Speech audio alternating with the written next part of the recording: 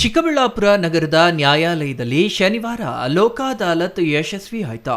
ಅಲ್ಲದೆ ಹಲವು ಪ್ರಮುಖ ಪ್ರಕರಣಗಳು ವರ್ಷಗಳಿಂದ ನಡೆಯುತ್ತಿದ್ದು ಇವುಗಳ ಇತ್ಯರ್ಥಪಡಿಸುವ ಮೂಲಕ ಕಕ್ಷಿದಾರರಿಗೆ ನೆಮ್ಮದಿ ನೀಡುವಲ್ಲಿ ನ್ಯಾಯಾಧೀಶರು ಯಶಸ್ವಿಯಾದರು. ನ್ಯಾಯಾಲಯದಲ್ಲಿ ವರ್ಷಾನುಗಟ್ಟಲೆ ಬಾಕಿ ಉಳಿದಿದ್ದ ಅನೇಕ ಸಿವಿಲ್, ಕ್ರಿಮಿನಲ್ ಹಾಗೂ ಕೌಟುಂಬಿಕ ಪ್ರಕರಣಗಳನ್ನು ಉಭಯ ಪಕ್ಷದವರು ಸಮ್ಮತಿಯೊಂದಿಗೆ ರಾಜಿ ಸಂಧಾನದ ಮೂಲಕ ಸುಖಾಂತ್ಯಗೊಳಿಸಲಾಯಿತು. ಚೆಕ್ ಬೌನ್ಸ್ ಪ್ರಕರಣಗಳು ಹೆಚ್ಚಾಗಿ ಇತ್ಯರ್ಥವಾಗಿದ್ದು ವಿಶೇಷವಾಗಿತ್ತು.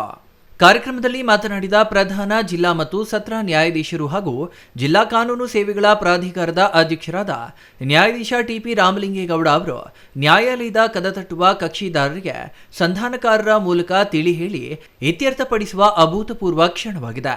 ಅಣ್ಣ ತಮ್ಮ, ಅಕ್ಕ ತಂಗಿ ಅಥವಾ ಸ್ನೇಹಿತರ ನಡುವೆ ಸಣ್ಣಪುಟ್ಟ ವಿಚಾರಗಳಿಗೆಲ್ಲ ಪ್ರತಿಷ್ಠೆಗಾಗಿ ನ್ಯಾಯಾಲಯದ ಮೆಟ್ಟಿಲೇರಿ ಜೀವನ ಹಾಳು ಮಾಡಿಕೊಳ್ಳಬೇಡಿ ಎಂದು ಕಿವಿ ಮಾತು ಹೇಳಿದ್ರು.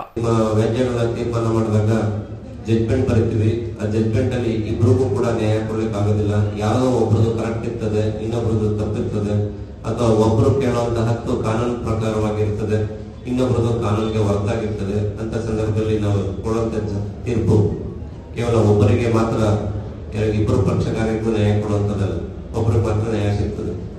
ಮತ್ತೆ ಇಲ್ಲಿ ಸೋತವ appellate court, high court, supreme court ತನಕ ಹೋಗಿ ಇಡೀ ಜೀವಮಾನವನ್ನ ತಾವು ಕೆಲವೊಂದು ಸಂದರ್ಭ ಕಳ್ಕೊಳ್ಳುವಂಥದ್ದು ಇರ್ತದೆ.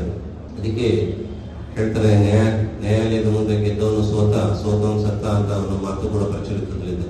ಯಾಕೆ ಅಂತ ಹೇಳಿದ್ರೆ, ಅವನು ಅಂತಿಮವಾಗಿ ಗೆಲುವನ್ನ ಅಥವಾ ತನ್ನ ಹಕ್ಕನ್ನ ಪ್ರತಿಪಾದಿಸುವ ಸಂದರ್ಭಕ್ಕೆ ಸಾಕಷ್ಟು ಸಮಯನ ಕಳ್ಕೊಂಡಿರ್ತಾನೆ, ಹಣವನ್ನ ಕಳ್ಕೊಂಡಿರ್ತಾನೆ, ಅವನ ಆಯುಷ್ಯ ಹೋಗಿರ್ತದೆ. ಎಷ್ಟೋ ಸಂದರ್ಭದಲ್ಲಿ ಅಪ್ಪಾಕ್ಕೆ ಕೇಸು, ಮಕ್ಕಳ ಮೊಮ್ಮಕ್ಕಳು ನಡೆಸುವಂತ ಪರಿಸ್ಥಿತಿಗಳು ಬಂದಿರ್ತವೆ.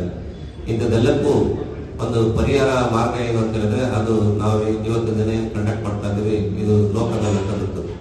ಈ ಲೋಕ ಅದಾಲತ್ ಮುಂದೆ ತಮ್ಮ ಪ್ರಕರಣಗಳನ್ನ ತಾವು ಇತ್ಯರ್ಥಪಡಿಸ್ಕೊಂಡು ಏನು ಅಂತ ಹೇಳಿದ್ರೆ, ಒಂದು ಅಲ್ಪ ಸ್ವಲ್ಪ 50-50 ಸಂವಾದ ಮಾಡ್ಕೋಬಹುದು, ಅಥವಾ 60-40 ಕೂಡ ಕೆಲವೊಂದು ಸ್ವಲ್ಪ ನ್ಯಾಯ ಅನಿಸ್ತದೆ. ಎಂಥದ್ನೆಲ್ಲ ತಾವುಗಳು ದೊಡ್ಡ ಮನಸ್ಸು ಮಾಡಿ ಇವತ್ತು ಪ್ರಕರಣಗಳನ್ನ ರಾಜಿ ಮಾಡ್ಕೊಳ್ಳಕ್ಕೆ ಬಂದಿದ್ದೀರಾ. ತಮ್ಮೆಲ್ಲರಿಗೂ ಶುಭವಾಗ್ಲಿ. ಹೆಚ್ಚಿನ ಸಂಖ್ಯೆಯಲ್ಲಿ ಪ್ರಕರಣಗಳನ್ನ ರಾಜಿ ಮಾಡಿಕೊಂಡು ತಾವೆಲ್ಲರೂ ಮುಂದಿನ ಜೀವನದಲ್ಲಿ ಸುಖವಾಗಿದೆ ಅಂತ ಹೇಳಲಿಕ್ಕೆ ಇಷ್ಟಪಡ್ತೀನಿ. ಇನ್ನು ಅದಾಲತ್ನಲ್ಲಿ 25,000ಕ್ಕೆ ಸಂಬಂಧಿಸಿದ ಚೆಕ್ ಪ್ರಕರಣ ಕಳೆದ 4 ವರ್ಷಗಳಿಂದ ನಡೆದು ಶಿಕ್ಷೆಯಾಗಿ ಇದೀಗ ಲೋಕ ಅದಾಲತ್ನಲ್ಲಿ ರಾಜಿ ಆಯಿತು. 25,000 ಪಾವತಿಸಿ ಪ್ರಕರಣ ಇತ್ಯರ್ಥಪಡಿಸಿಕೊಂಡಿದ್ದಾರೆ. 4 ವರ್ಷಗಳ ಕಾಲಹರಣ, ಹಣದ ವೆಚ್ಚ ಮಾಡಿ ಇದೀಗ ಅದಾಲತ್ನಲ್ಲಿ ರಾಜಿ ಮಾಡಿಕೊಂಡು ಸುಖಾಂತ್ಯವಾಗಿದೆ ಎಂದು ಕಕ್ಷಿದಾರರು ಮತ್ತು ನ್ಯಾಯಾಧೀಶರು ಹರ್ಷ ವ್ಯಕ್ತಪಡಿಸಿದರು. ಮತ್ತೊಂದು ಪ್ರಕರಣ ಬಿಎಸ್ ಶೇಷಗಿರಿರಾವ್ ಮತ್ತು ಸಂಪಂಗಿ ರಾಮ್ ಎಂಬುವರ ನಡುವೆ ಅದೇ ಚೆಕ್ ಬೌನ್ಸ್ ಪ್ರಕರಣದಲ್ಲಿ ಶಿಕ್ಷೆಯಾಗಿತ್ತು. ಉಭಯ ಕಡೆಯವರನ್ನ ಸಂಪರ್ಕಿಸಿ ಅದಾಲತ್ನಲ್ಲಿ ರಾಜಿ ಮಾಡಿ 3.4 ಲಕ್ಷಕ್ಕೆ ತೀರ್ಮಾನಿಸಲಾಗಿದೆ. 2 ಕಂತುಗಳಲ್ಲಿ ಹಣ ಪಾವತಿಸಲು ಅವಕಾಶ ಕಲ್ಪಿಸಲಾಗಿದೆ ಎಂದರು. ಮತ್ತೊಂದು ಪ್ರಕರಣ ಗೌರಿಬಿದನೂರು ತಾಲೂಕಿನಲ್ಲಿ ಜಮೀನು ವಿಭಾಗಕ್ಕೆ ಸಂಬಂಧಿಸಿ ಅಕ್ಕ ತಂಗಿಯರ ನಡುವೆ ವಿವಾದ ಏರ್ಪಟ್ಟು ನ್ಯಾಯಾಲಯದ ಮೆಟ್ಟಿಲೇರಿದ್ದ ಅದಾಲತ್ನಲ್ಲಿ ಇತ್ಯರ್ಥಪಡಿಸಲಾಗಿದೆ. ಜಮೀನಿನಲ್ಲಿ ಎಲ್ಲ ಮಕ್ಕಳಿಗೂ ಸಮಾನವಾಗಿ ಪಾಲು ಮಾಡಲಾಗಿದೆ. ಮತ್ತೊಂದು ಅಪಘಾತ ಪ್ರಕರಣವೊಂದಕ್ಕೆ ಸಂಬಂಧಿಸಿ ಇತ್ಯರ್ಥಪಡಿಸಲಾಯಿತು.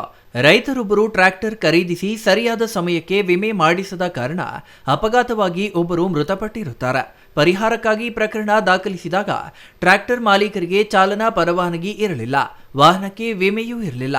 ನ್ಯಾಯಾಲಯದ ತೀರ್ಪಿನ ನಂತರ ರೈತರು ಪರಿಹಾರ ನೀಡಿರಲಿಲ್ಲ.